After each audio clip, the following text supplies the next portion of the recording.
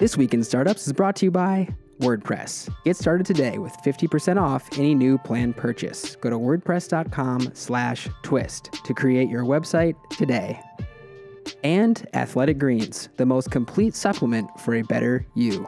Receive 20 free travel packs valued at $99 with your first purchase. Go to athleticgreens.com/twist.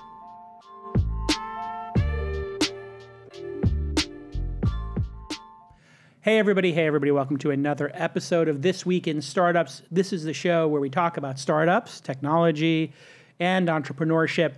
We do 2 shows a week. We've been doing that for about 9 years, over 800 episodes. You can visit the podcast at thisweekinstartups.com, or you can find us on YouTube, Spotify, Overcast, and other great podcasting apps, including iTunes, where you can leave a review, and every review is super important to my mom. So go ahead and leave a review, and then if you want to do the power move, tweet to me at Jason, your review, link to it, take a screenshot, and I will retweet it.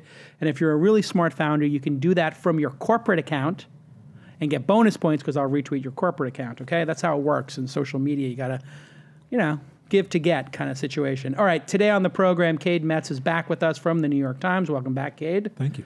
And for the first time, Sarah Cooper is on the program, comedian, writer, and all-around insightful and fun person. We met in New York at a horribly boring party. Well, you showed up really late, so you missed all the fun stuff. I know, and you were on stage making jokes. Yes.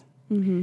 And we started talking, and I was like, I know who you are. And, like social media, kind of know. And then I realized, oh, you're the person who made the brilliant illustrations of the difference between New York and San Francisco. Mm-hmm. Absolutely hilarious. But you're a writer. Thank you. Yes. Mm-hmm. And welcome to the program. I got to start with these cards. Jackie, can we pull up one of these cards?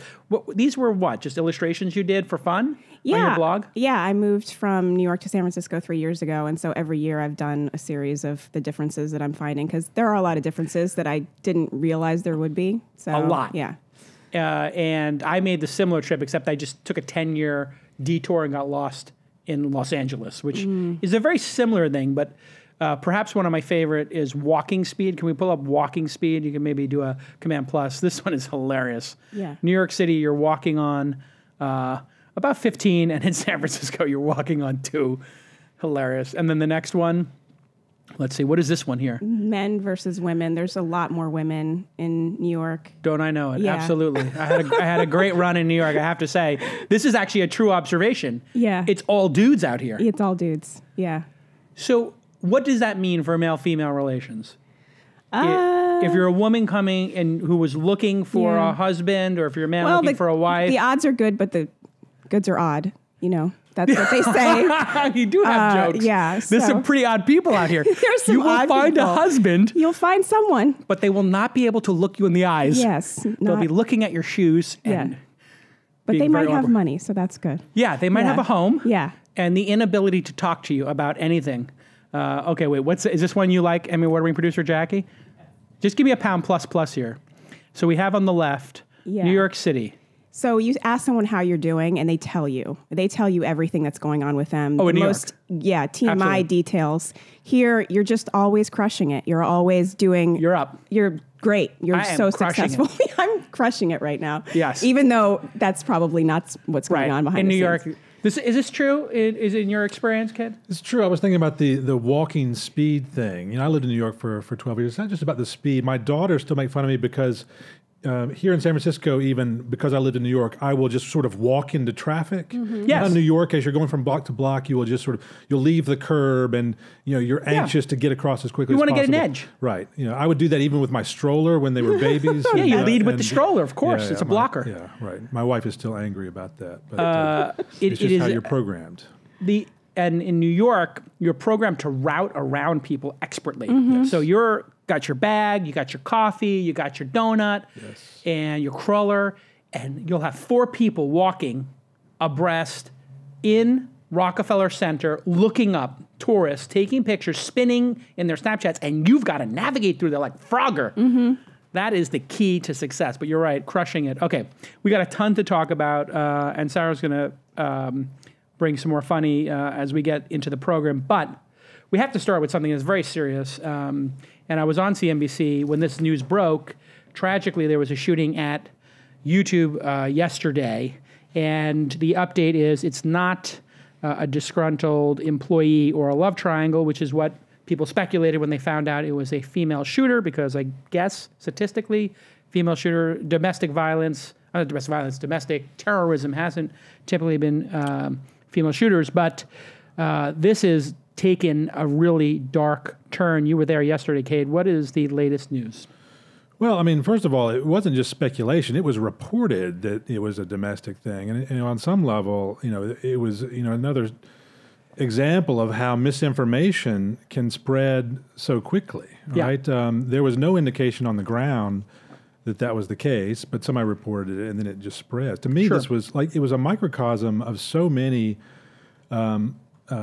trends that we're seeing lately. It's not just the spread of information. It's not just mass shootings and the concern over that, but it's it's the changing role of tech companies and the influence they have, and how they're in the middle of so much and can anger people on all along the political spectrum. Right? And that's the really dark turn. It turns out the shooter, Nassim Agdam, I hope I'm pronouncing it correct, clearly somebody who is either suffering from mental illness or snapped, basically has been very angry at YouTube for changing the monetization of her videos, specifically deplatforming her, I guess is the term when they turn you off, and age restricting her videos.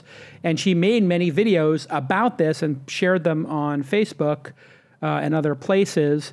She had been picked up by the San Bruno police, not the San Bruno police, another police, maybe Palo Alto, and they had warned that she was going to YouTube to do this. Her parents knew about it, and she had been arrested 10 hours earlier, and then went there, hopped over the fence apparently, and shot 3 people before tragically killing herself. Sarah, how do we process this? Because there is so many layers here. A female shooter, anti-tech, the changing rules of monetization, mental illness, gun control, mass shootings, access to spaces, and do we have to live in a police state or an airport? I mean, where do you even begin processing this? Well, I mean, it sounds like she was a person who was known to be unstable. Right. So I'm not sure how she had access to a gun. I think that's the big thing, is that she shouldn't have had access to a gun, especially 10 hours after being picked up by the police. That seems like she should have been monitored, and she shouldn't have been able to do this. But I think also YouTube, this sounds more like a workplace thing. It's like she doesn't work for YouTube, but YouTube is the way that she earns money. She does work for YouTube in that they pay her rent. Exactly. And so when you think about that, you think about all these people who have their livelihoods based on this income. That's a lot of people you have to make happy, and it's impossible. I mean... And I hate to blame YouTube, and I want to make it clear, I'm not blaming YouTube about a person who is mentally ill murdering people. That is absolutely not what I'm saying here. But there needs to be more care, I think, and consideration of these platforms in understanding that people are living and dying based upon the revenue they make on them, and that changing the rules on them, in this case, set off somebody who's clearly mentally ill. But it does impact other people. When we were a partner of YouTube's, they changed the rules on us 2 or 3 times. Google changed the rules on us 2 or 3 times, and it resulted in us going from a $10 million run rate of advertising to a sub $500,000 in advertising overnight with Mahalo.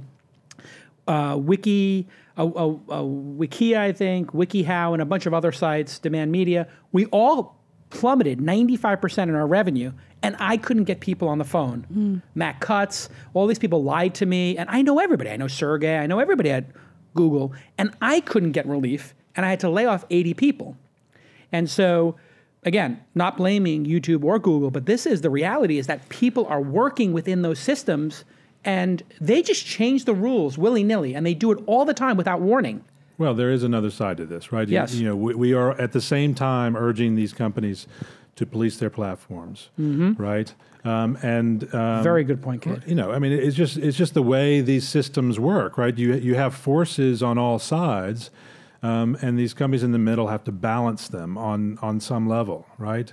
You know, in a lot of ways, there's no easy solution, right? You can take a stance on one side, a hard stance, but you know, there are valid stances that can be taken just as hard on the other. It's just interesting how, you know, YouTube founded by two guys. Oh, wouldn't it be cool to just have some videos and be able to share videos? And Facebook kind of the same way, you know, let's connect people. Now people have their entire salaries based on these things. And so when Facebook makes changes to their algorithm and sponsored stories stop showing up, you know, entire businesses fold because of that. And so it's almost like it grew so fast to the point where it became so vital and important that it became too big for people to realize like how much it was affecting people, because it started from a place of, isn't this fun? And now it's not just fun anymore. It's people's lives.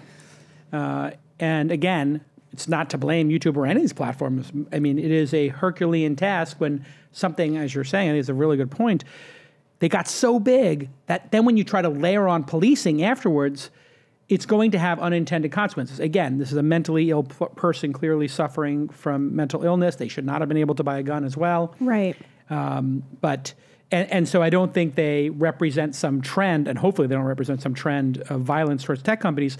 But tech companies do need to, I think, realize, gosh, they need to take more care in conceiving of these systems and how they arbitrate, because they took everybody who has under 10,000 views to a video and said no more revenue. And people complained, you know, we're talking about thousands to tens of thousands of people complaining about this. And YouTube's position has always been like, we will not talk about it, deal with it. They're very much like, just put their hand in your face, and Google as well. We will not talk to you about it. And literally, Matt Cutts said to me at one point, we don't have partners. And I said, but all the documents say partner program. He's like, well, we don't really have partners. And I said, Matt, what do you mean by that? Like, here are emails from people asking us to expand our partnership. He's like, we don't have partners. You can use our services, you plug them into your site, you put in the code, but you're not a partner.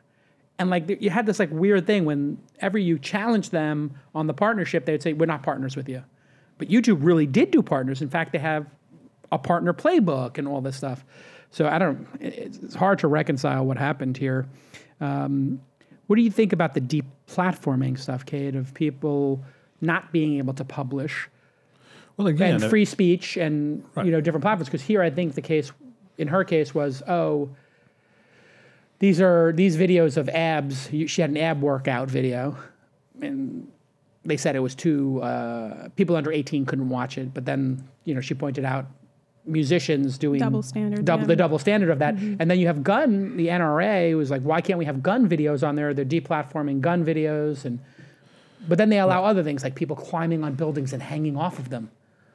Well, again, it's a balancing act, right? And you know, we could debate this till the cows come home.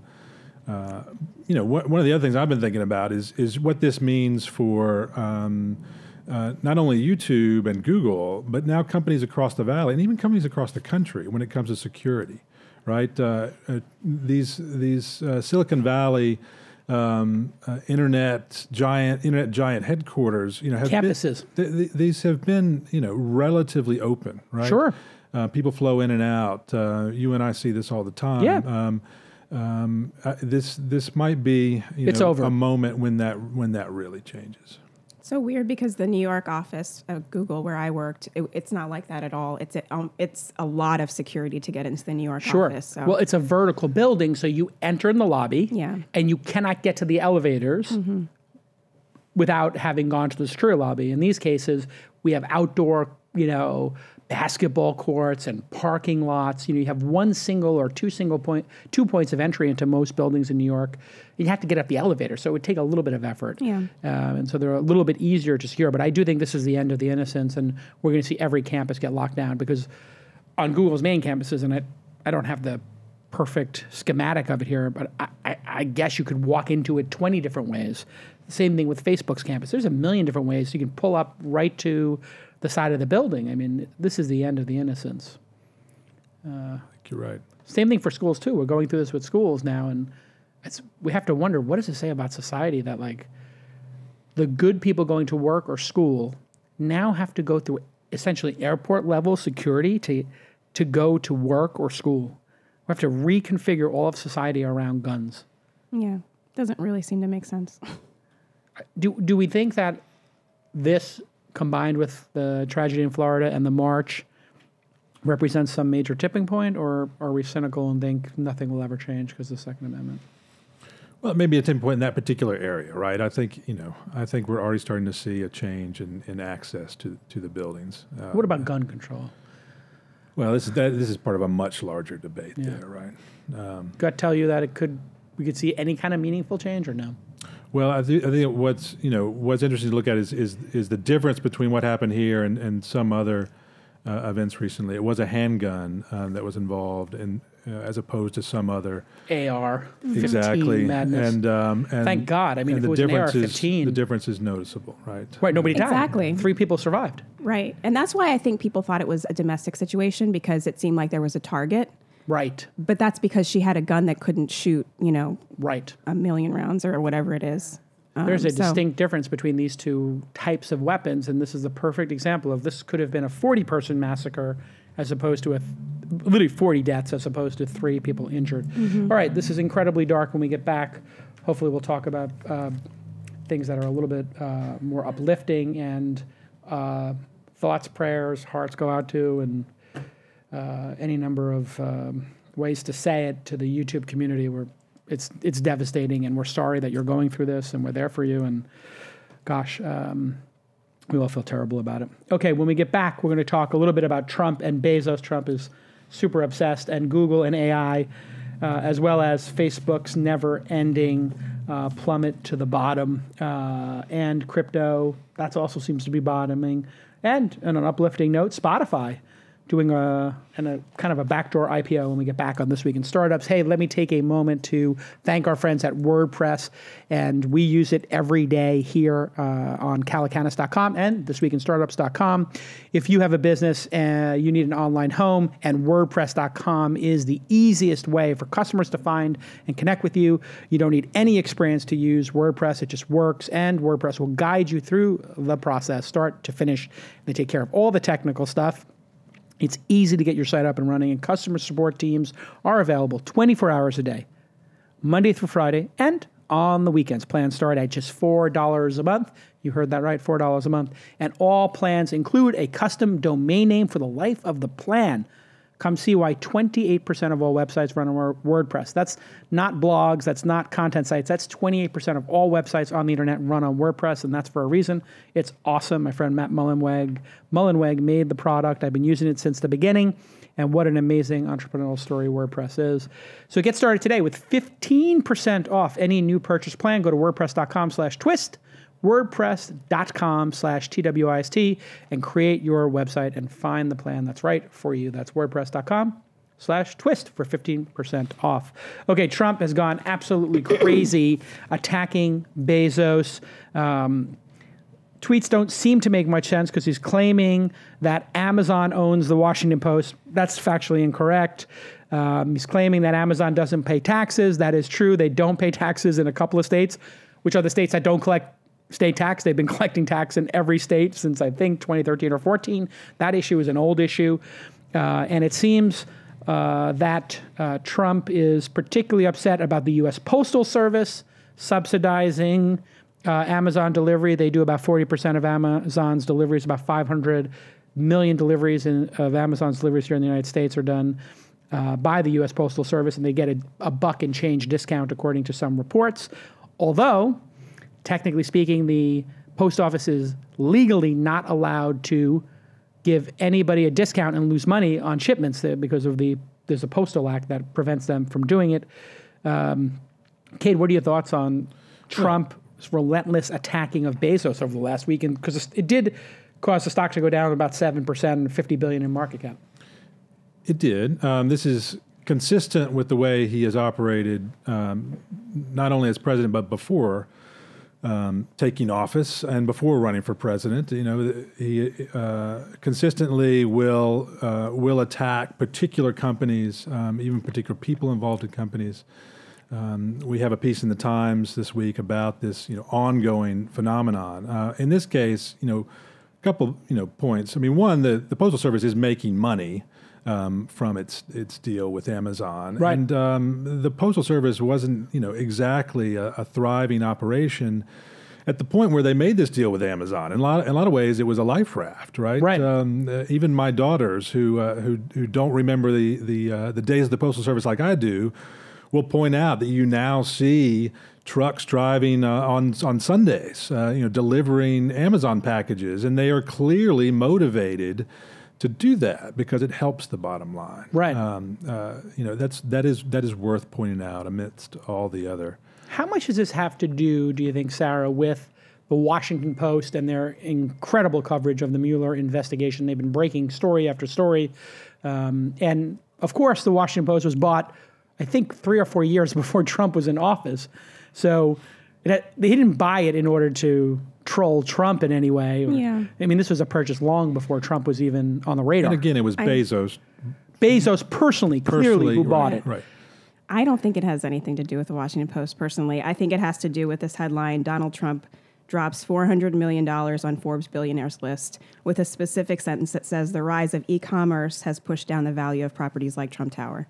Oh. I think it has to do with that. I think he's pissed off that About retail, and also his loss of his standing and how rich Bezos is. I mean, I think this is like a pissing contest. Sarah, I think wait a second. Yeah, Your jerk against position jerk. is that Trump cares about status? Oh, God. I mean, it is actually, and it is definitely a driver for him. He is obsessed with Bezos or anybody who's richer than him. Absolutely. Which is basically every billionaire is richer than him. Yeah, everybody's richer than him. But he's not going after Zuckerberg. He's not going after... Not yet. Not yet, but he probably won't. I think he just wants to take Bezos down. Well, I mean, I think that's definitely, real estate is definitely part of it. I think the Post is part of it as well. I mean, according to our reporting, we had a piece this week, insiders speaking, with anonymity say that, that is part of what's driving is the Post thing. It's an echo of complaints he had before and after taking office over the Time Warner AT&T merger, right? Apparently, that was driven by his complaints over coverage on CNN, in part, right? Yeah, this is some dark stuff for the president to be using this platform, Twitter, to then try to take stocks down and send them south in order to punish, companies that he disagrees with and perhaps even block their mergers and acquisitions. The thing I thought about this was kind of highlights to me is putting aside Trump's insanity, two really interesting things. One, the stock market seems to becoming impervious in the sort of long way to Trump's insanity. In other words, he is doing everything he can to create chaos, attacking specific companies, trade wars with China, just total chaos. And the market just continues to, there'll be some ups and downs, a little volatility, but it's still trending. And I think everybody's just getting used to ignoring his tweets. And the funny joke online was Bezos is going to buy Twitter and just turn off Trump's. I think Bezos should buy McDonald's and shut it down. That would really that'd be a power move. Yeah, that would be a power move. No, even better. I love the way you think. Buy McDonald's and put the Whole Foods people in charge of it. Charge the same amount of money, lose money on it, but make everybody healthier. This would be brilliant. You just change the buns to like a little bit of whole grain. Gluten-free buns. Gluten-free buns. He would die. He'd be a hero. But the number two thing was the U.S. Postal Service needs to be deprecated. Now, it is one of the largest employers in the country. But what real leadership would be, in fact, Republican, but just also well-reasoned, would be we need to take this huge money-losing entity that has no reason to exist except for some very edge cases like rural areas and deprecate it over the next 10 years to be 5% of the size it is. And why don't we just say, if we don't have the U.S. Postal Service in major cities because we don't need it there, there's plenty of other options, and then make it weekly. So you can get the Postal Service if you want, but make it weekly in rural areas where people can't get their mail, and everybody will go electronic, and we can just get rid of this monstrosity that makes no sense. And just obviously, anybody who works there now can get their pensions and have a soft landing. We don't want to create societal disruption. But there is no need for this. And all Trump's tweets do to me is give Bezos a reason to leave the post office and replace it with a private product, which he is uniquely qualified to do, and which I think his reaction should be, which is, great, if you don't want us as a customer, we're going to be removing our packages slowly and going to make our own post office. And he should just hire the best of the post office employees. In a way, that's already what Bezos and Amazon are doing, right? They're building a vast infrastructure to deliver everything they need to deliver. It encompasses not only the Postal Service, UPS, FedEx. They now have their own trucks, their own planes, their own ships. They're talking about drone delivery. In addition, and they also have these distribution centers that they've built. Right. The trend is toward an organization like Amazon, building its own infrastructure to do this. That's one of the reasons it's been able to deliver packages with the speed that we now expect. So that is definitely the trend. But that's when Trump could actually hurt him, because he, with regulations, he could hurt his ability to use drones or autonomous cars and things like that. Yeah. I do think, what do you think of the post office existing in this day and age? Has anybody gotten anything important in the U.S. Postal Service in the last year? Is there anything important coming to your house? I get nothing. It's just a stack of garbage. I get everything by electronic now. I still get mail, and one thing about the post office is that you can still count on it. It's remarkable, right? You send something in the mail. It's charming. It gets there, right? And I have friends of other generations, and even my generation still sends a lot of stuff. I'm completely out of touch. I just literally did this joke where I was like, I said to somebody you're so rich, you don't even know what a stamp or a gallon of milk costs. And he goes, what does a stamp cost? And I was like, I don't know. 34 cents was the last time I bought stamps. But they don't even put the price on the stamp anymore, so you don't even know how much. Now? Does anybody know? Nobody knows. They don't even know. No one knows. You know? I can't say that. Nobody knows. The last time I bought a stamp, it was 34 cents. Emmy award-winning producer Jackie's going to find out. You did buy a stamp recently? No, it was 4 or 5 years ago. I bought some stamps, and it was 34 cents. You don't mail anything, Jason? You have to mail something. Well, number one, I have people. Number two, who's mailing anything today? What am I mailing? If I'm mailing something, I wanted to go through. No, direct deposit, wires. Nobody's mailing checks. And if we do, if you actually have to mail a check, these new services like Bank of America, you can put in who you're sending the check to. They print the check, sign it for you, and put it in an envelope and send it for you. So you can do the check through the web interface. There's no reason. Here we go. For people who do not know, thank you, Emmy award-winning producer Jackie. A first-class mail letter that's 1 ounce. Wow, it's up to 50 now cents. Costs 50 cents. So I think 34 cents puts me, I may have lied. I may have bought those stamps 10 years ago. That's how out of touch I am. How about a gallon of milk? What does a gallon of milk cost? Anybody know? $3.30. I was going to go $4. All right, Emmy award-winning producer Jackie, let's see if you get your 5th Emmy when you can get. Okay, so Bezos, we got that check. When we get back, I want to talk about this AI in Google, and if we're there yet, and there may be some not safe for work language when we get back on This Week in Startups. Okay, hey, let me take a moment to thank Athletic Greens. I have found something that has put me at the top of my game. If you've been following my Insta, you know I'm out there on the tennis court, volleying and serving and just getting out there and trying to be less fat. I am loving playing tennis, and I have been taking Athletic Greens. They are delicious, and my wife likes the fact that I'm getting healthy and not drinking 18 Diet Cokes a day anymore. I am drinking my Athletic Greens. She makes me a beautiful smoothie in the morning. The whole family makes them, and we all drink this Athletic Greens, and they spent 10 years creating this.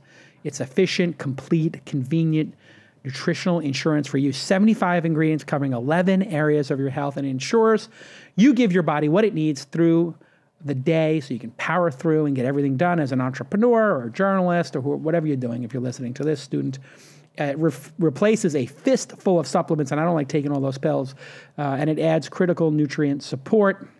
Again, we love it. We drink it. And actually, people here at the office have been drinking it. So here is a special deal for our This Week in Startups listeners. 20 free travel packs, because when you're traveling, God, that's when it goes right out the window, the diet. 20 free travel packs valued at $99 with your first purchase. Getting into a daily routine with Athletic Greens really will be the single best thing you do for your health and success this year. I can say that. So go to athleticgreens.com/twist, athleticgreens.com/twist, and claim your special offer today. That's athleticgreens.com/twist. Don't miss out and get that free 20-day or 20 travel packs for free, valued at $99. Thanks again, and welcome to the program, new partner, Athletic Greens. So nice to have you here with us. Okay, let's get to AI and Google. Cade, this was your story. Apple is hiring Google's AI chief. Siri sucks.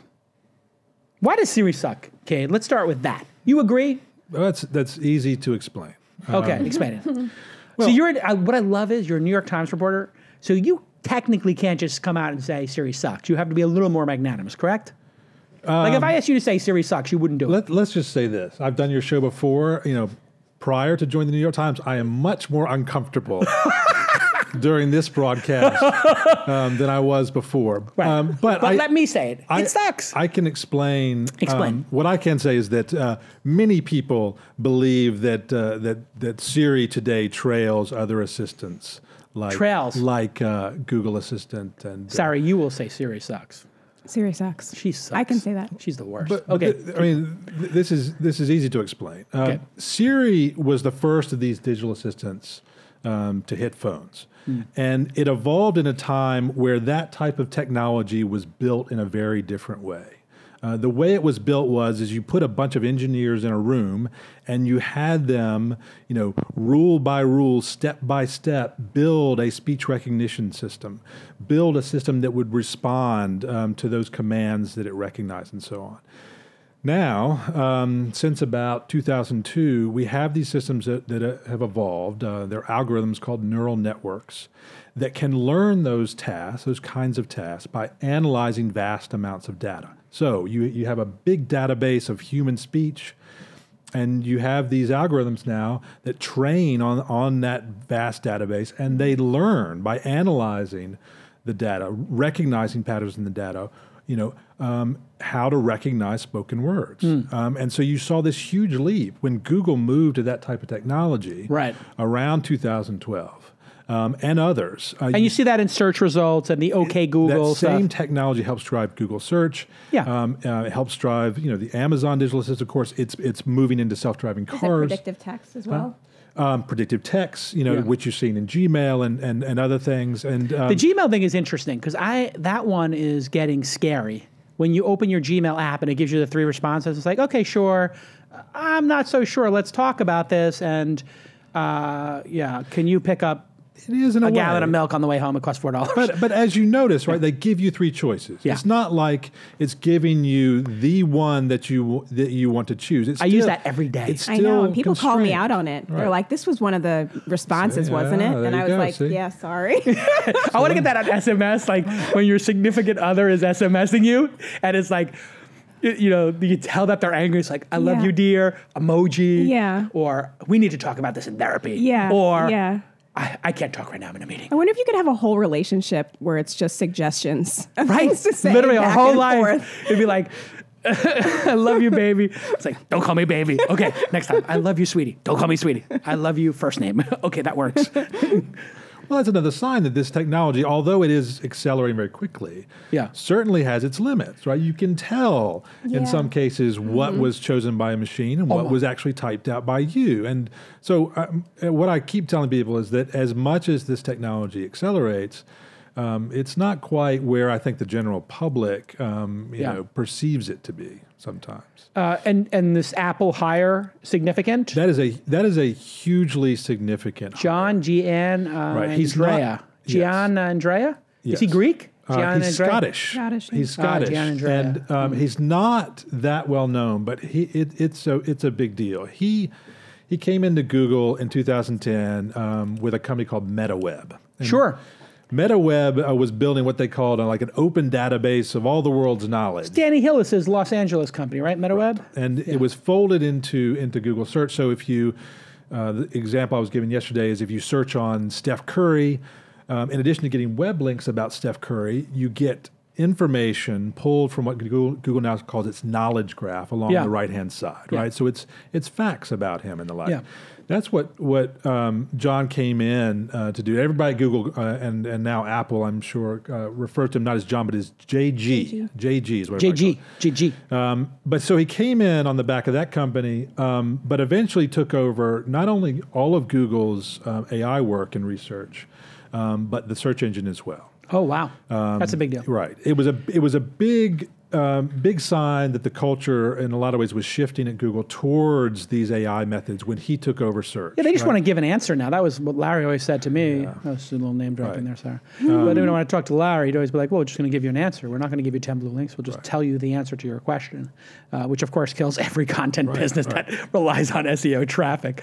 But sorry, as those changes started to occur at Google that we were talking about, right? The move towards neural networks and these machine learning technologies, he oversaw all that. And now he's being replaced by two people at Google, Jeff Dean and... Right, they've got someone else to head search. Jeff Dean is another central figure, and he before this ran their internal AI lab, which, by the way, now sits right next to the CEO. That is a sign of how important this technology is to the company. They are literally back to back with Sundar. Really? Yes. But it's also telling that JG has now moved to Apple. That's one thing I don't understand is how is that legal that he just is able to move over to Apple's AI? Oh, well, there's an at-will employment state, California. Anybody can leave at any time, and you can fire anybody at any time for any reason or no reason. That's the fluidity. Isn't that called poaching? Isn't there some poaching laws? Non-competes do not exist in California. They're illegal and unenforceable. They do exist in other areas like New York and other places. And in most cases, in California, it's one of the reasons why tech companies keep renewing. The reason why we keep having a Facebook after a Google, after an Apple, after a Cisco is because you can't stop people. Now, you can buy people's time. So you could say, we want to put you under contract for these 4 years, and we'll pay you to not be able to work in other places. But generally, it's at will. And then the information that that's in your head, fine, but nothing to be downloaded, as we saw with the Waymo case with Uber, that Waymo settled because they wouldn't have won it anyway, because the documents never made it to Uber. I don't speak for Uber, even though I have shares in the company. But also, there was a lawsuit against Google and Apple and others. Colluding, accusing them of colluding to stop the free flow of employees between. And you know who was at the core of that? Steve Jobs. Steve Jobs and Eric Schmidt. Basically, Steve Jobs got so upset because Eric Schmidt was on the board of Apple, and they were partners. Google phones would send you to Apple phones would send you to Google Search, and then Steve felt they double-crossed him by buying Android and copying everything that Eric Schmidt had learned on the board of Apple. But there's literally this entire paper trail of people like, Eric, Steve Jobs just called the HR department. Like, literally, Steve Jobs went ape shit on everybody at Google. Like, what are you doing poaching our people? We agreed that we would not It's literally the definition of, anti-competitive practices. So, then there's emails of Eric Schmidt, please don't poach anybody from Apple. If they apply, but do not call anybody Apple. So, literally, they price fixed to make engineers not get the right price. It was pretty Steve Jobs, actually, of the way it went down. Because it would be literally like price fixing.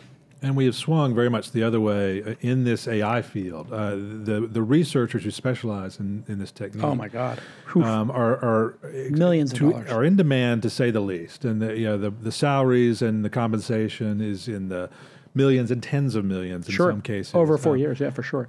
Absolutely. In fact, a company we were an investor in that got bought by Ford. They were doing AI. For self-driving. Sandeep Madra got bought, and they had 15 self-driving AI kind of machine learning people. And Ford's like, oh, well, that's worth X amount. And they just bought them out 18 months. And it was hilarious because when they had the opportunity to invest in that company, I said, what's going to happen? You're just going to get bought for these 15 people by Google or somebody. I was like, sure enough, they called me 12 months later. Oh, we're getting bought. I was like, oh, how much money do we make? Oh, we tripled our money in 12 months. That sucks, but okay. was like the worst disaster. Was tripling. Do we know what Apple offered, JG? No. At that level, Yeah, I would I would love say to know. those deals would be tens of millions. On cash comp, you're talking about 500 to $1 million, so it doesn't show up in documents. But then on RSUs, sure, why not $5 million a year, $10 million a year for 5 years? So 50 to 100 million could be possible. In the Uber Waymo court documents, Anthony Lewandowski, who moved from Google to Uber, the document showed that he had a compensation plan that granted him $120 million. In Google shares. Right, and that's increasing. So if you're working at one of those companies, you expect the stock to double, not every 7 years like the stock market does, but maybe half that, every 3-4 years. So that 120 million, if you stay for 4 years, should be 240. You understand what it's like, Sarah? Yeah, totally. It's totally just weird that Google wouldn't do everything that they possibly could to keep him. They probably did. It was probably, in that case, it's probably just a new challenge kind of thing. Like, I could start over at Apple, and that's kind of cool. The interesting thing in all of these cases is the way it's presented is I could do a startup. Back to This Week in Startups. You could literally do a startup, and they just say, listen, if I do a startup, venture capitalists are offering me $20 million for 25% of my company, or $10 million for 25% of my company. Therefore, that implies a $50 million valuation. I own 60% of the company. So I'm worth $30 million out of the gate with this new company, and I can have my own Google. So that's what they're really up against. That's when the compensation packages went through the roof, was when they realized, the venture capitalists will offer to start this. And in fact, with the TensorFlow team at Google, Chamath at Social Capital just backed up the Brinks truck, gave them an offer, and pulled them all out of Google. Another sort of big... Yeah, that's not completely true, I will say. Like, there are some people from the TensorFlow effort who, I think you mean the chip effort. The chip effort, The TPU effort. The TPU, Tensor Processing Unit. But some of them are working for this company, GraphCore. Which is the one, excuse me, Grok. It's called GROQ. But it's not the whole team. Not the whole team, but he pulled out a significant chunk of it. Well, I think it's 3 or 4 people? It's about 3 or 4. Yeah. Yeah. Larry Page was not pleased. From what I understand. Got it. But the bottom line is there is a race on not only between the giants of Silicon Valley, but among these startups, and a big part of that race is about getting your hands on the talent, because there's a limited number of people at this point who specialize in this, just because no one believed in it until about 5 years ago. It was even on the fringes of academia. Suddenly, these techniques started to work, and so these companies... Which is exactly Elon Musk's position, which is, hey, listen, we're going on this slow and steady machine learning AI graph, but it's going to tip at a certain point, and it's going to take off and be faster than we could ever imagine. Sarah, do you buy into that this could get out of control and start working against us? The Elon Musk, Westworld disaster scenario. Yeah, I mean, I do. You fall into that camp. Me too. Yeah. I like that camp. It's more fun to be in that camp. As all of these technologies get smarter and smarter, what's happening to us? We're getting really stupid. We're getting dumber and dumber and dumber. Yeah. So there's going to come a point. It's going to be the singularity, right? And then I don't know. We're going to rely on them so much. And the scary thing is when it fails. When one single thing fails, for sure, and we are completely dependent. That's my fear. Is that what do we do then? And we can see it now. If you want to look at a microcosm of that, you can look at airlines where certain times pilots, when this Air France flight from Brazil, I think, to Paris a couple years ago, they just didn't know how to fly the plane without the autopilot and the data. So when things started going awry, these younger pilots just didn't have the wherewithal and the experience to take over a plane, essentially, that wasn't on autopilot. And then if you look at Facebook, this is the ultimate example. Facebook, Zuckerberg's not in control of his monster. He's Dr. Frankenstein now with a monster that's swinging elections. And he's like, it's farcical to think that Facebook would swing an election, was his first comment. And now he's going to be testifying next week. I'm going to be on CNBC as the counterpoint right after he gets off. I think that's going to be hilarious. But he's literally throwing up his hands saying, I really don't know how to fix this. It's going to take years. And at the same time, you do have these AI methods accelerate, right? And to get back to this chip company, Grok, that is one of at least 45 companies, by the way, that are working on chips like that. So part of Musk's concern is we now have these chips that are going to train these models faster, right? Be able to, basically analyze data at a rate that wasn't possible before, and so you'll just continue to see an acceleration of these. And so the worry is that, at some point, and to be fair, if this ever happens, it's probably decades away. People agree, could be. Oh, only decades? Oh, good. It's only decades before centuries, we're right? enslaved by robots. Right. Yeah. But the concern is that, right, you cross this threshold. I'd rather it happen now and have a fighting chance. I don't want to be 75 years old fighting robots. I mean, that's not going to be a good look for me. I'd rather be like 47 fighting robots.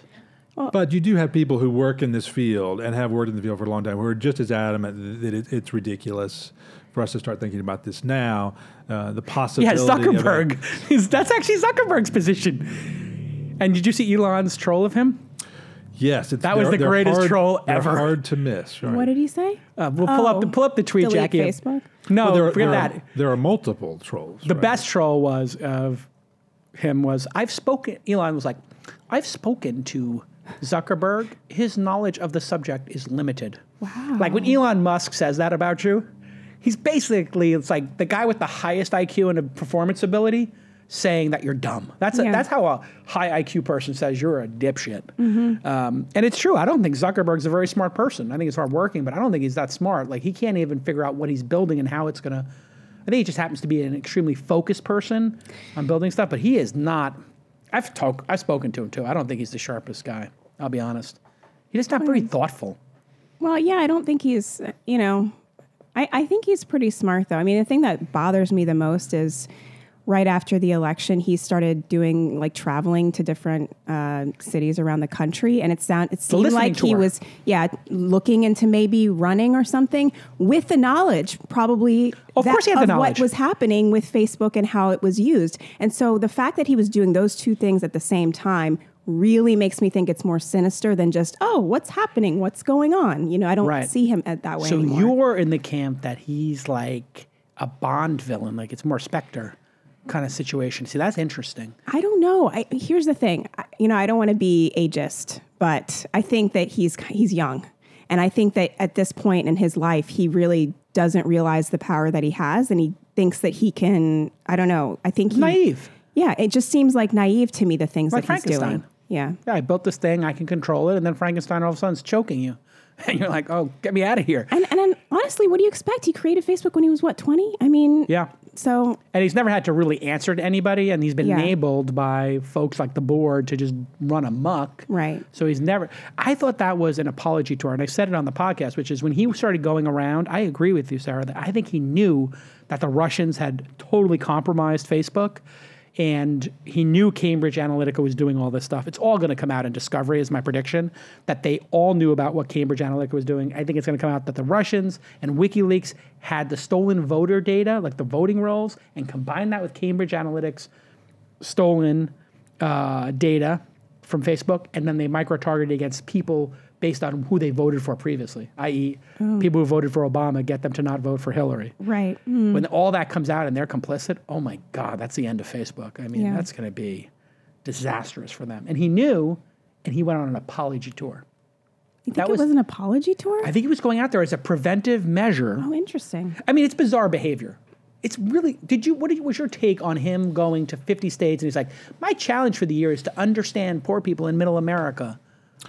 Well, I'm not sure what my take is, but I think that all this is worth thinking about and talking about as we address this superintelligence question on some level, right? On some level, all these issues are. You're right. It's technology on a much simpler level than superintelligence or robots that can turn on us, right? But it's worth relating the two, right? It's worth talking about the two in the same breath.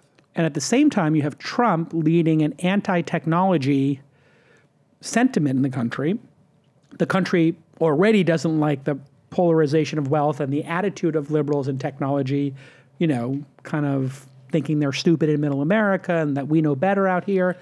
So now you have that, and then it boils over with a YouTube type situation, or worse. Right. I think that these are related. In fact, that there's like this anti-technology sentiment, or it could potentially be related. Yeah. There's a real Sadly. contrast there. You're right. As the current administration, they ran on a platform of bringing jobs back to the country. Right? Anti-globalists. And in the meantime, the technology is accelerating in the opposite direction. Right? But the thing is, the people who are railing against technology are the ones that are using the technology. People are on YouTube commenting how much they hate YouTube and how much they hate Google. It's like you're on the thing, you're making the thing bigger and more powerful. They've opted by doing into that. it. Yeah, it's like it's really like we're literally Black Mirror is. It feels like we're just near fiction is like becoming antiquated the second it comes out. Like right. But I do think we should work on a spec script for you and I, Zara, on the specific, because I'm getting all my co-writing credit, because I don't know if you guys heard that I'm doing the next series of Black Mirror. Oh. So I'm looking for some co-writers. It's not true, but I keep saying it. I was so convinced for a second. I know, it's pretty good, right? Yeah. You and I should write an episode about a relationship between two people that is being driven by suggestions of AI. Yeah. And literally they're sitting there at dinner and the AI's in their ear. What to say. And it's like, look in her eyes, tilt your head, and tell her she looks beautiful. Yeah. And then it's like, look back and flutter your eyes and look up and blush and say, what's the difference between that and like two robots being in love too? If you just have something telling you what to do, you're just a robot at that point. Right. And Isn't that what your next book is about? You might also want to consider that the way that Musk says he wants to solve the superintelligence problem is to put a chip in your brain, right? Keep up with them. You've got it. You're right. You've got a new company that he's founded called Neuralink, and that is their aim, right? Yeah.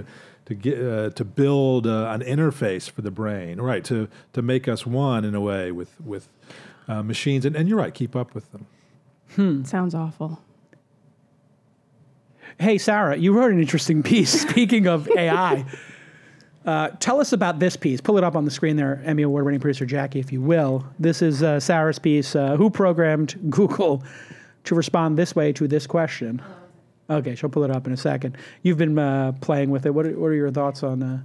So I was hanging out, and a friend said to our Google Home device, "Okay, Google, show me your tits." Hey. And look, my phone just lit up. Oh yeah, Google's like, I will. Me. Sure. I can search that for you. I can search that for you. Yeah.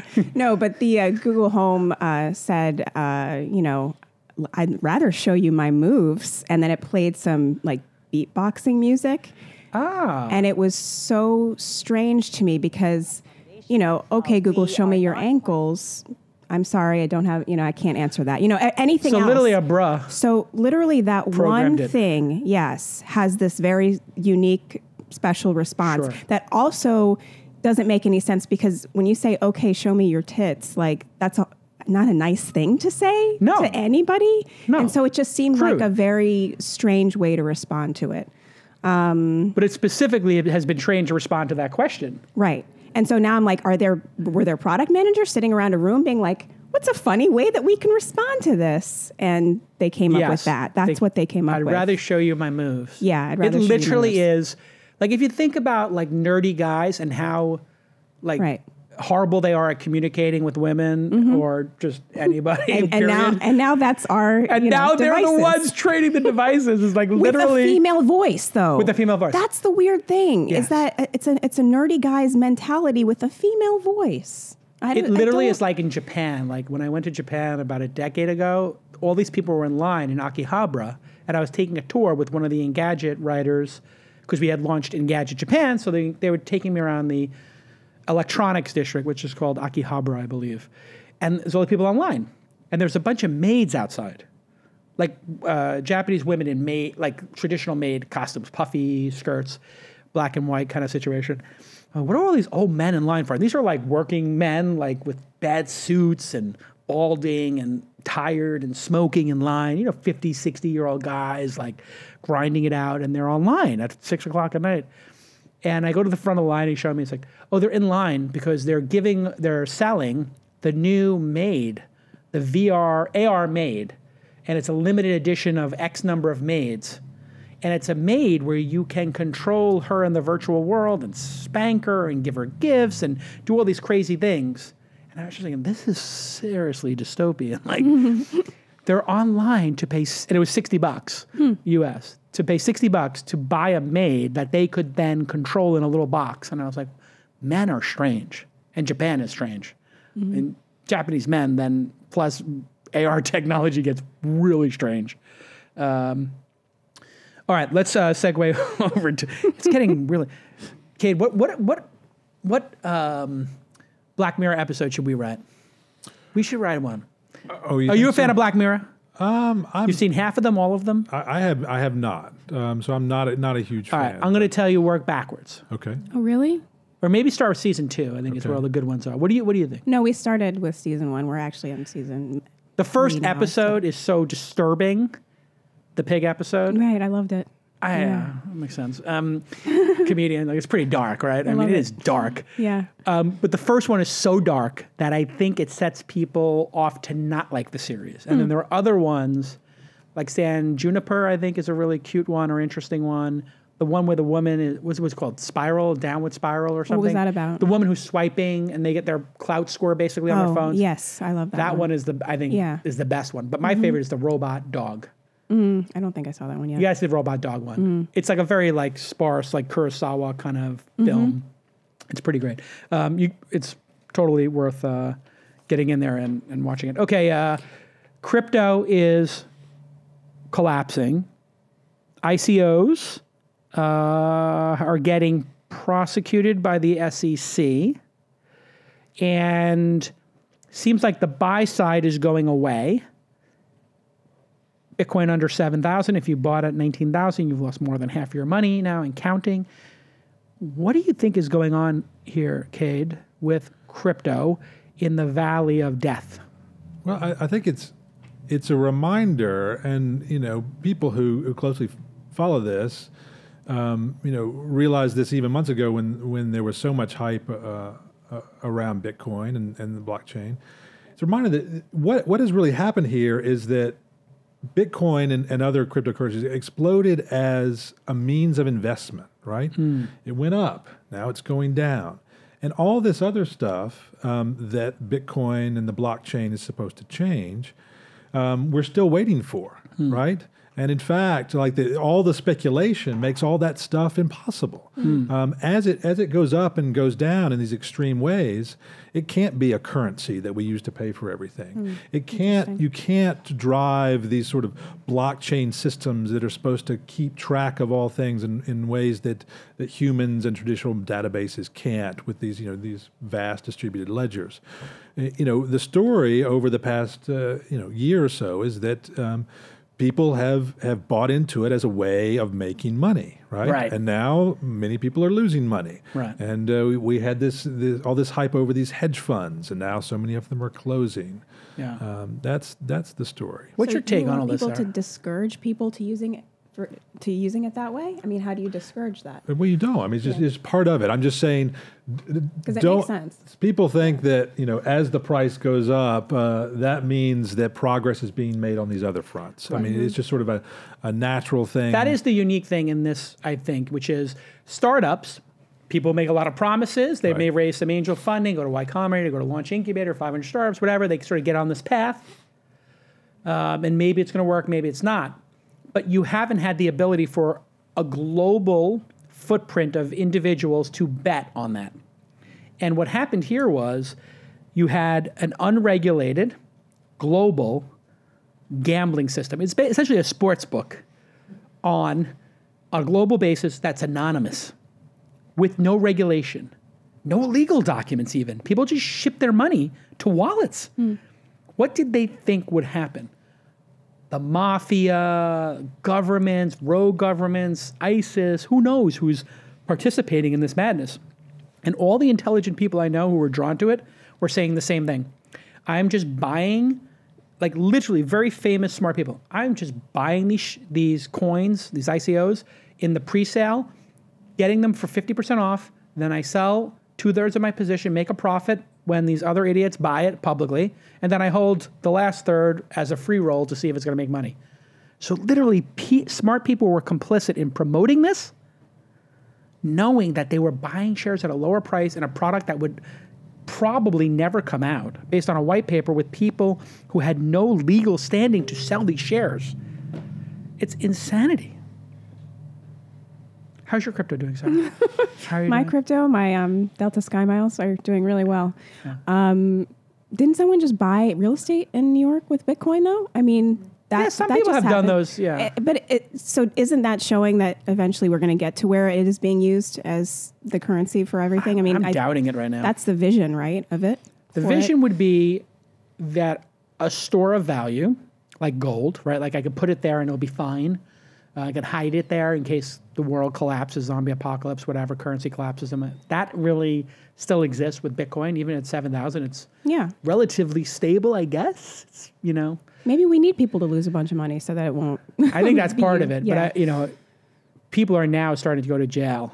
Wait, who's going to jail? They just picked up these ICO kids, and the one that Floyd ICO kids? That sounds like a band. It is the ICO kids. You don't know them? Yeah.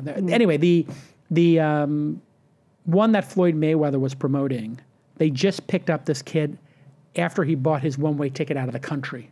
They basically took $30 million down. Who knows where the money is? Wow.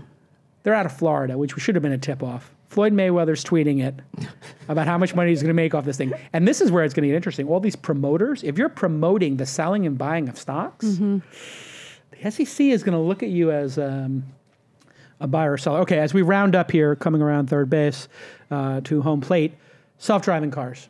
We had this horrific Uber accident. Again, I don't speak for Uber. I'm a shareholder, but I'm also a shareholder in almost every technology company. So Tesla and Waymo, I also have shares in. I don't actively trade them. But we've now had 3 deaths from behind the wheel in Teslas with autopilot, which is not 100% self-driving, and 1 pedestrian, and that was the first, tragically, the Uber Arizona. What do you think of the reaction so far, Cade? Has it been more extreme, just right? Because obviously Uber suspended their program. They were suspended by Arizona. And then we saw Mobileye, which is the technology behind some of these systems, say they're going to pause. Should we be pausing, doubling down? What are your thoughts, Cade? Well, I mean, I think that, with this technology where there's so much at stake, it's good to be careful, right? And that's part of the push and pull here. You've got, some of the biggest companies on earth racing towards this end goal, right? With a technology that is dangerous. So it's a balancing act. As you race in this particular race, you've got to be very careful. Yeah. What did you think when you saw? Did you see the video of the Uber accident? I've seen the video. What were your thoughts on that? Was there anything that struck you as interesting about that video or notable? Well, it's still unclear exactly what happened, but it would appear that something went wrong. Obviously with the technology and the lasers. Well, or the LiDAR or whatever. There are multiple sensors on these self-driving cars. In addition to the LiDAR, which is a laser sensor, as you said, we have radar and we have cameras. None of them worked. Well, we don't know. We don't know yet. You're right. But you've got all these work in concert, and the idea is to have redundancy. If one sensor fails, others can pick up the slack. It's still very much unclear. And here's the video for those of you watching. We're not going to show the actual contact. It stops before the contact, but it's pretty hard to watch. And the car does not slow down.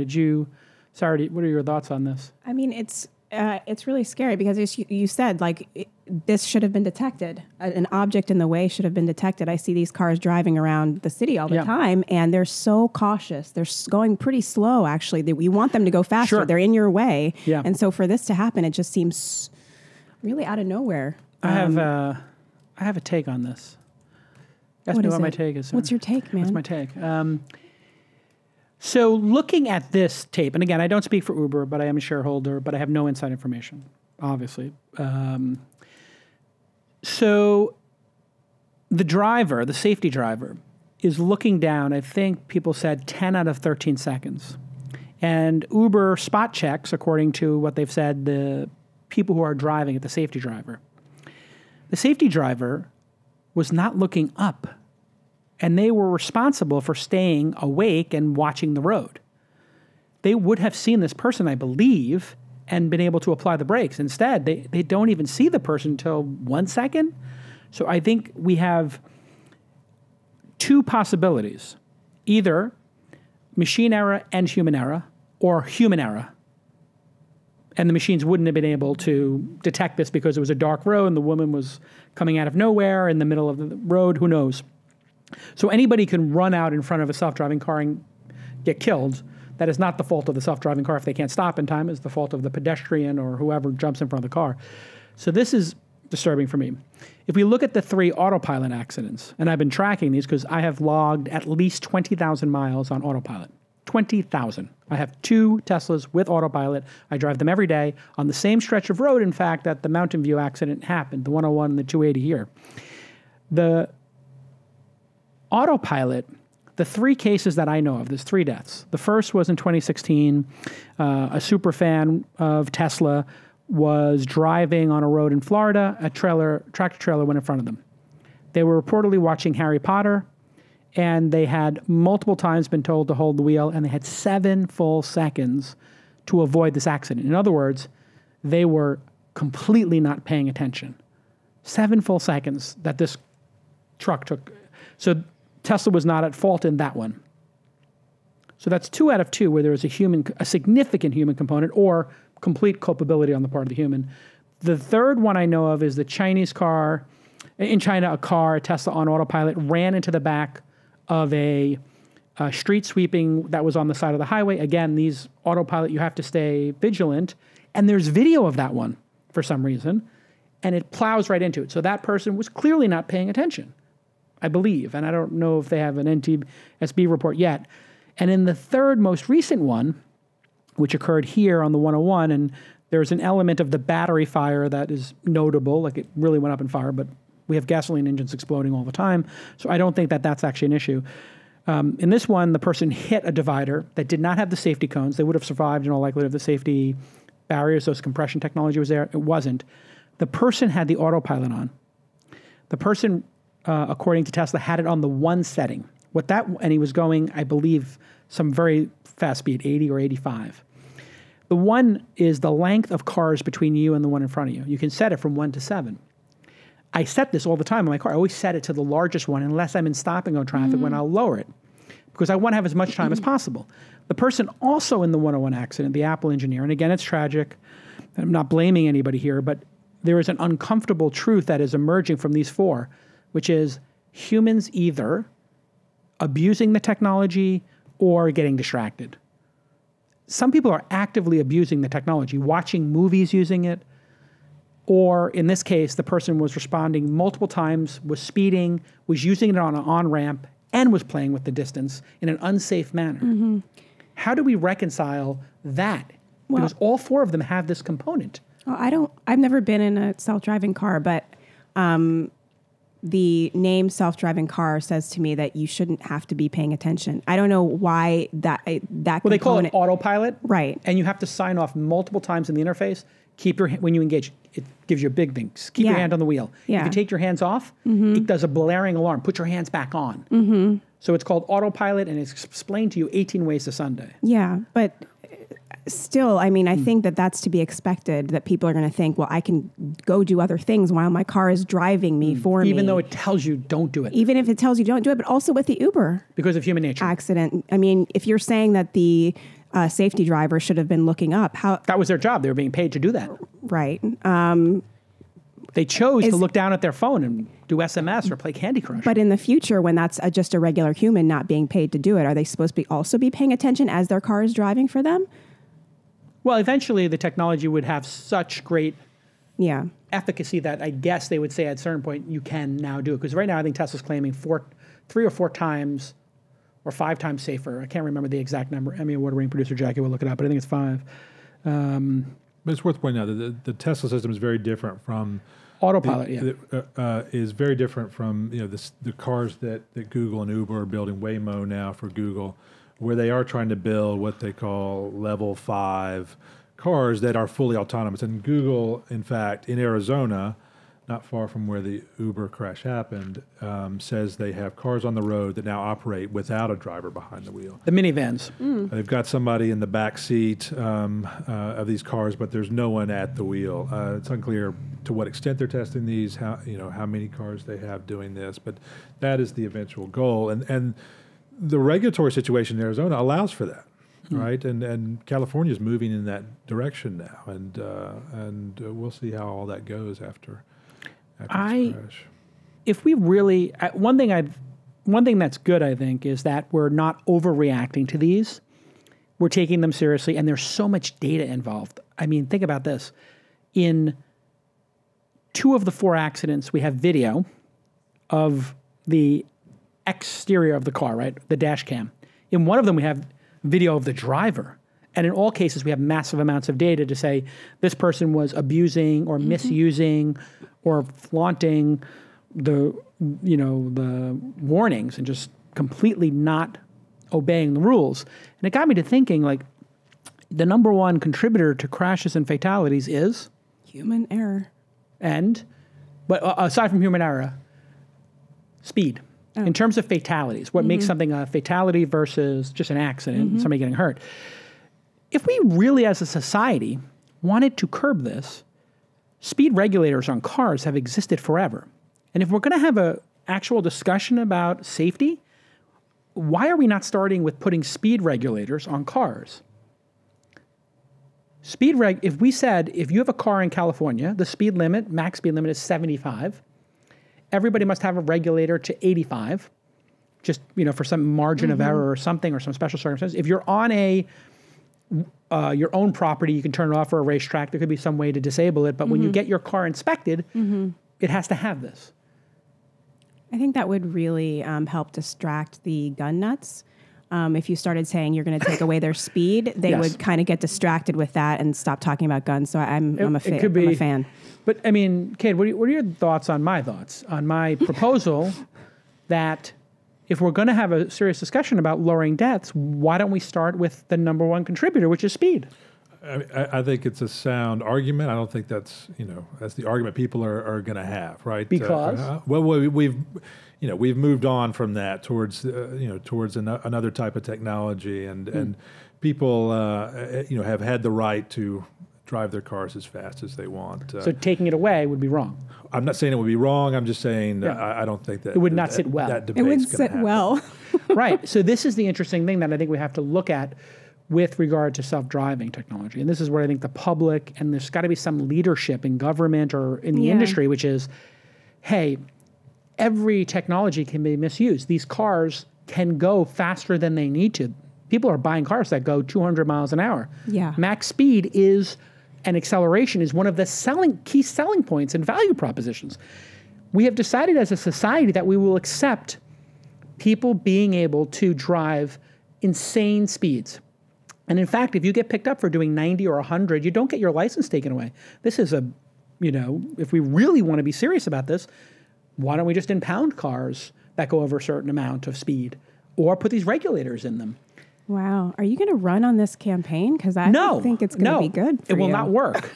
It will not work as a campaign. But I think the point is people want to have a certain amount of freedom and not live in a nanny state. And now we're setting an expectation of self-driving cars and autopilot where we're blaming Tesla for autopilot deaths, where people literally were taking their lives into their own hands knowingly, like a speeder does.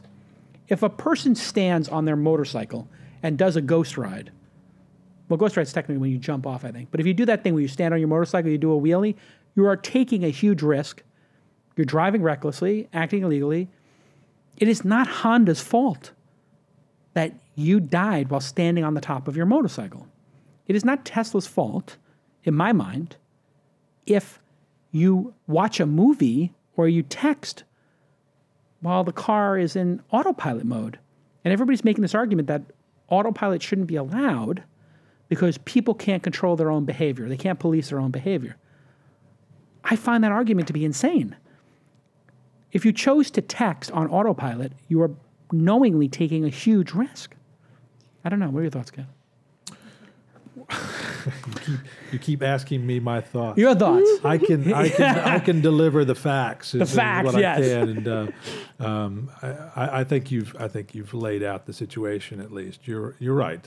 Autopilot requires the driver to make certain commitments, and it does warn the driver, if you step outside those commitments. But if you want to build the cars to be as safe as possible, then you would put in limits to how fast it can go, and you would assume that the driver is not going to be paying attention sometimes and have fail-safes for that.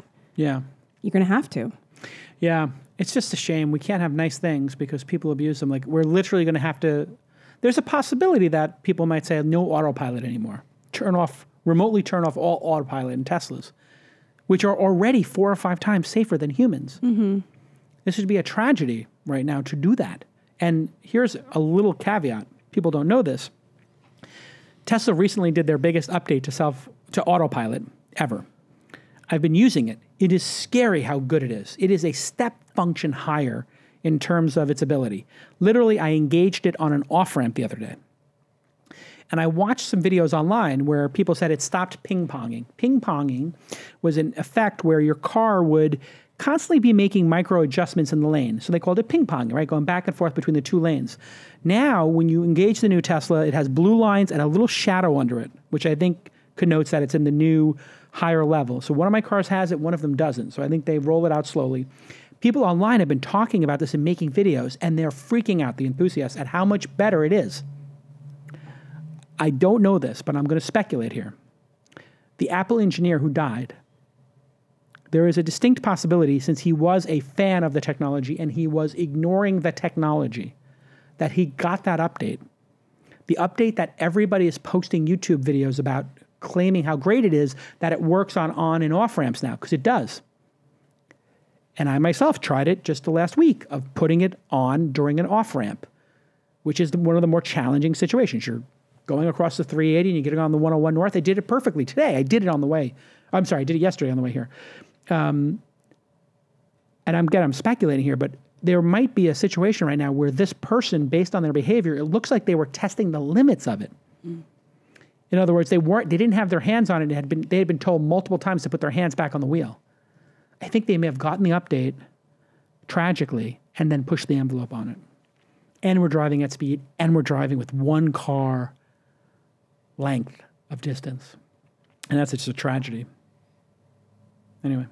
Hey, Sarah, I want to plug your book and end on a positive note. This is the book that everybody's talking about, 100 Tricks to Appear Smarter in Meetings. And this is by, of course, Sarah Cooper of the CooperReview. What am I going to learn in here? 100 things. Not anything that you probably don't already do in meetings because you already appear so smart. Tell me the thing that people say is the best tip that actually worked from the book. Because this is meant to be funny, but also ring true, correct? Yeah. Mm-hmm. So give me the one that will... The one that people come up to you and say, I love this one, or that rings the most true. The one that people talk about the most, which I love the most too, is translating percentages into fractions. So if someone says 25% of people clicked on this button, you say, oh, about 1 in 4, and you make a note of it, and you just automatically look like you have really good math skills. I like that. Yeah. I do that constantly. Yeah. So it's a good one. I'm constantly doing back of the envelope math in my meetings. Good one. Yeah. Now, wait, you have ones to seem smarter in the Trump era? This is a new project you're working on? No, this is just stuff that I've noticed that Trump does. And it started with his press conferences. He has people in the audience leading applause breaks for, when he says something. Those people are absolutely genuine fans of mine from the non-fake news. But it works because if somebody starts clapping, you're like, oh, I guess I should be clapping. And then everybody starts clapping. If someone starts nodding, then everyone else is nodding. Everybody knows I have the best applause. And then the other day, he said something ridiculously false. And he said, see, people are nodding. That's how you know it's true. People are nodding. He said that. So if you get people around you who just nod along with everything you're saying and laugh at your jokes, you look like you know what you're talking about. Yeah, that happens for me. Point out, though, that if you go to any press conference here in Silicon Valley, a big trade show. Keynote. That happens as well. Oh, my God. For Steve Jobs, they literally, like when they would put Steve Jobs' microphone on a stool, it'd be a standing ovation. They'd be like, "Oh my God, Steve Jobs is." They put a stool out for Steve Jobs. Literally, people cheered at one of them. I like that though. The nodding. Yeah. The nodding is just absolutely critical. Yeah. I think he's got. There is a stage technique for stage hypnotists where repeating the same words, and it's like a neuro-linguistic programming kind of thing. So that's why I think a lot of times he says no collusion. Everybody knows. People are nodding. There's no collusion. Collusion, we know that there's been no collusion. Yeah, he could be a psychological genius, or he could be mentally slow. Why choose, Sarah? We don't know. Does he use simple words because he knows it'll stick, or does he use simple words because those are all the words that he knows? We don't know. All right. As we wrap up here, I want to ask all of my fans right now to do two things for me. One, go ahead and order 100 tricks to appear smart in meetings. And then I want you to write a review. I'm sure Sarah's mom and dad will appreciate that. Family will love to see those reviews. Go buy the book, and you will be smarter in meetings. And second, Sarah is doing comedyversusnerds.com April 17th at 8 p.m. at the Punchline San Francisco. Techies Turned Comedians, an upcoming stand-up comedy show. Yes. Are you able to do comedy in San Francisco at this day and age? Because this was supposed to be a super tolerant, free speech, crazy liberal place. Has that changed in the last couple of years? It has. You definitely get more groans than laughs sometimes when you're making certain jokes. And I think that just has to deal with heightened sensitivity towards microaggressions or something like that, which you definitely see here. But I think you can still make some good jokes. And I want to just apologize in advance for any microaggressions during this podcast because they fly right under the radar.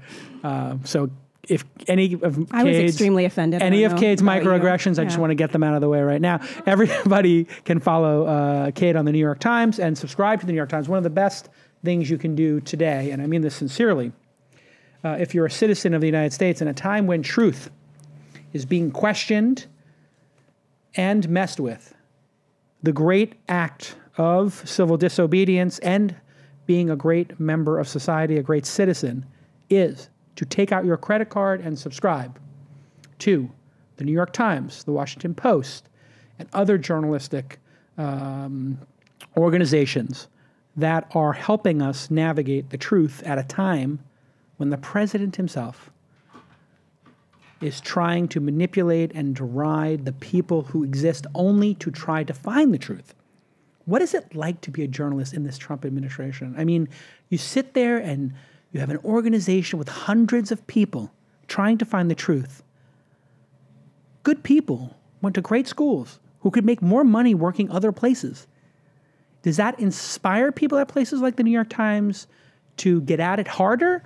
Or is it completely disheartening that it seems to be working to a certain extent what Trump is doing to undermine the New York Times, Washington Post, and other journalistic organizations? What do you think, Cade? Well, that should be your default mode, right?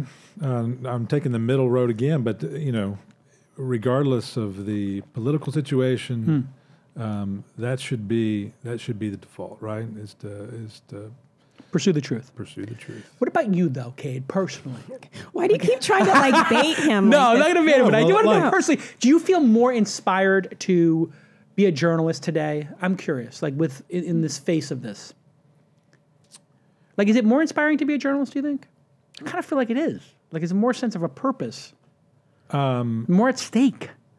Well, I honestly believe, if you believe this stuff, if you believe in being a journalist, you believe in being a journalist, right? That's the way it is. But it seems like journalists have this huge role now in breaking things open and exposing things that we never would have seen, even more so now than ever before. That's what it feels like to me. It feels like every week there's something that, because of journalists, we're finding out that we never would have found out before. Yeah. But maybe it's the journalists have always been there doing their job. We just happen to have a subject that is just so convoluted. We have a subject. Yeah, that's true. Yeah. We have a subject now that, it is just unbelievable what has occurred and what is being uncovered on such a daily basis that the number of indictments coming down in this Mueller thing and this is a Dutch guy, the vendor or something? He's going to jail for 30 days. Like, Yeah. and now the president isn't a target but a subject. He's being investigated, but he's Are you in a guys target Mueller yet. addicted like me? Anybody Mueller addicted? You search for the term Mueller ever? No. No? I just Cade? assume it'll come to You me. ever search for the term Mueller on Twitter? You can tell how much I believe in being a journalist because I'm not going to let you bait me. I'm not going to let you be. I love it. Are you really running for mayor, by the way? Am I running for mayor? This is a great question, sir. Thank you. Because you could take some cues from Cade on how to be diplomatic. And Yeah, no, there's zero diplomacy here. If you vote for me for mayor, you are not voting for diplomacy. It started as a joke. everything starts as a joke. It started as a joke because my friends making fun of me said, well, Trump's won. So what now? Like, things are so open now and so insane that Jason could win. It literally started as an insult and a joke.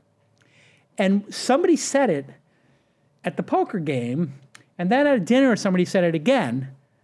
And so then I just went on my phone and went to domains.google.com and I bought mayorjason.com. I was like, well, while I'm here, I might as well buy governorjason.com. And so I buy those. I didn't buy President Jason. Somebody took it already. But anyway, I bought those two. And literally at dinner, 4 high-profile people said, I'll put up $250,000. One of them said, I'll put up $1 million for you to run for mayor. I said, well, that's interesting. I have the domain name. Trump has set the bar extremely low. And I have the campaign already funded. So I was literally at 0% of ever wanting to do it. And now I'm at 15%. You would hate it, right? You would absolutely hate the day-to-day of being mayor, wouldn't you? I don't know. Going around town and I don't- cutting ribbons and I don't know, man. walking down the street shaking people's hands and giving high fives. I think what you should do is you should find someone who you Yeah. think would be awesome and put your power behind that person. That's what Really? I think you should do. Yeah. Do you happen to know anybody, Sarah? Not off the top of my head, but Sarah I'm Cooper for mayor? Mayor Sarah? absolutely not. I would hate it. Well, the funny thing is, Kara Swisher has been talking about it, and we're like good friends. And so we've had a couple of dinners. I won't say what we talked about. But I would say those would be a heck of a debate. Kara Yeah. Swisher, myself, Yeah. and then all of these like knucklehead local San Francisco politicians who have, you know, they're just part of the system. In between the two of us would be hilarious. What do you think, Cade? Should I run? Do it. Do it. Wow, the one time he says a real I know, he's got a opinion, position. that's not good. He's voting. I already have my platform totally planned out. Really? Totally. Number one, Tesla. everybody has to take an Uber. And I'm increasing my position in the company. No, it's very simple. Crime is crime, housing, and transportation are the 3 things that people really care about. And I floated a couple of ideas. One, we have to double the number of police officers here in San Francisco because we have to have some level of law and order. Then we have to go housing first, which means we have to buy literal houses, place them all over the Bay Area, even outside of the Bay Area, anywhere BART goes or rapid transit, and we just have to offer people a home. Housing first for the 6,000-7,000 people who are living on the street.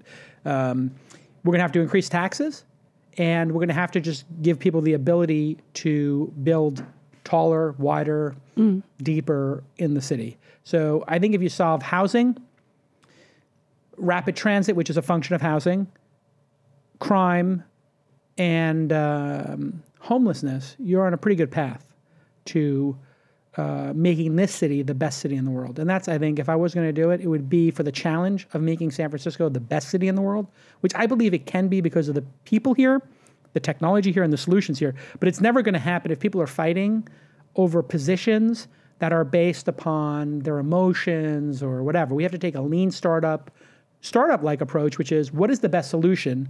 Let's test the solution. Let's objectively look at the solutions that we tested and then iterate from there.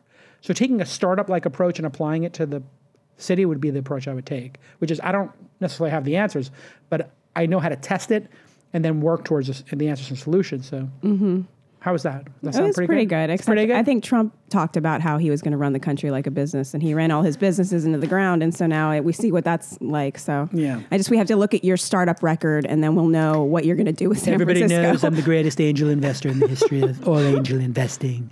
Tremendous. Your impression of him is very good, by the way. It's creepy. Literally, I was at a Halloween party this year, and I went as Trump, and a woman at the party came up to me and said, I want to let you know I find your outfit extremely offensive. Oh, God. And I thought she was joking. And I was like, that's okay, sweetheart. You're a unique snowflake in all the world. It's going to be just fine. And you know what? It's only 11 more years because I'm extending all term limits to 3. And I can't count. And she's like, no, I'm serious. You have to take that hat off, take that wig off, because I had a Make America Great hat on and thing. The Make America Great, yeah. And she really got like physical with me and like took my hat off and was like really upset and complained to the person whose party it was. So don't go as Trump, even though it's tremendous. All right, thank you, Emmy Award-winning producer Jackie. Thank you, Sarah. Thank you, Cade. Follow Cade. Cade, you got any plugs? You don't have any plugs. You're New York Times. You plugged me well. I plugged you well. Everybody, please follow Cade Metz, Cademetz. You tweet once in a while. Sure. You tweet what's going on. Everybody go ahead and follow him. And if you find a great story that he's done, go ahead and retweet that. And you can follow Sarah CPR. If you need CPR, Sarah is there for you. Because your side job, your side hustle is training people in CPR. No, so it's just a shortening of Cooper. Oh, right. That's what I meant. No one Sarah gets that. Cooper. Sarah CPR. If you need CPR services, you want to train your company. I have They're nothing literally to going do to come with in now. CPR. I have nothing to do with CPR. And make sure you go, because she has jokes. And you can go to comedyversusnerds.com.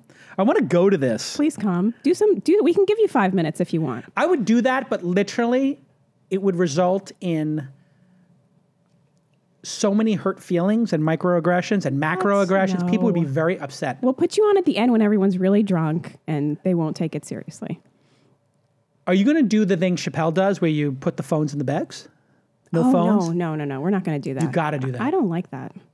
You know what? I didn't like it until I got to the Chappelle show and nobody had their phones out doing selfies. So aside from the annoyance of not being able to do that on New Year's Eve, I watched, Chappelle plus John Mayer, and it was actually just delightful to not have your phone out. And the most delightful part was you didn't have people spinning and taking these goddamn millennials. No offense, Sarah. These millennials. I'm Gen X. Are you Gen X? Gen X all the way? Okay. You look younger. Thank you. We'll Smashing Pumpkins back on tour. We'll talk about it later. The millennials taking constant selfies. So literally this one millennial in front of me, he and his date start taking tons of selfies. I'm like, what the hell just happened? And I realized this guy brought a bag phone. He brought a phone to put in the bag. Oh. That wasn't his actual phone. This guy's brilliant. You bring 2 phones when you know that happens. And he's taking selfies, and 5 Chappelle security guards converge on him and walk him out, and then he comes back. Now he's got 2 bags. All right. Thank you, Emmy Award-winning producer Jackie. Thank you, Athletic Greens. Everybody go to athleticgreens.com/twist and start taking care of your health like I'm doing, and wordpress.com/twist. We'll see you all next time on This Week in Startups. Bye-bye.